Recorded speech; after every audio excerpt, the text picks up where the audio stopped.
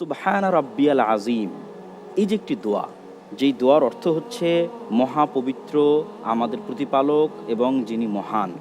তোমাদের জন্য প্রশ্ন হচ্ছে, এই দোয়াটা কিন্তু আমরা সাধারণত রুকুতে পড়ে থাকি। তো রুকুতে এই দোয়া আমরা কতবার পড়ব?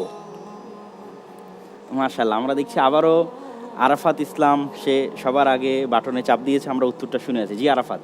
3 বার। মাশাআল্লাহ, উত্তর সঠিক হয়েছে।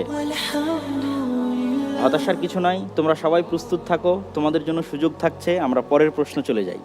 নবী ইউসুফ আলাইহিস সালাতু ওয়াস সালামের গল্প তোমরা সকলেই জানো না? তো তিনি যখন হারিয়ে গেছিলেন বা তার ভাইয়েরা ষড়যন্ত্র করে তাকে কুয়ায় ফেলে দিয়েছিলেন, তখন তারও কিন্তু একজন পিতা ছিলেন, তার নাম ইয়াকুব আলাইহিস সালাতু ওয়াস সালাম, যিনিও কিন্তু নবী। তোমাদের জন্য প্রশ্ন হচ্ছে, ইয়াকুব আলাইহিস সালাতু ওয়াস সালাম যখন তার প্রাণপ্রিয় সন্তান ইউসুফ আলাইহিস সালাতু ওয়াস সালামকে হারিয়ে ফেললেন, তারপরে তিনি কোন গুণের সবচেয়ে বেশি বহিঃপ্রকাশ ঘটিয়েছিলেন? যে আবারও আরাফাত ইসলাম সেই বাটন চেপেছে। জি, উত্তরটি কি আরাফাত? সবর বা ধৈর্যের। উত্তর সঠিক হয়েছে, মাশাআল্লাহ। আমরা পরের প্রশ্নে চলে যাই। আমরা সকলেই এমন একজন নবীর কথা জানি, যিনি দীর্ঘ ৯৫০ বছর তার জাতিকে, তার উম্মতকে দাওয়াত দিয়েছেন। আমরা তোমাদের থেকে জানতে চাই, সেই নবীর নাম কি?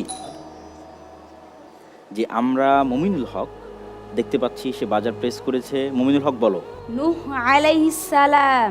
মাশাআল্লাহ, উত্তর সঠিক হয়েছে। আমরা চলে যাচ্ছি পরের প্রশ্নে।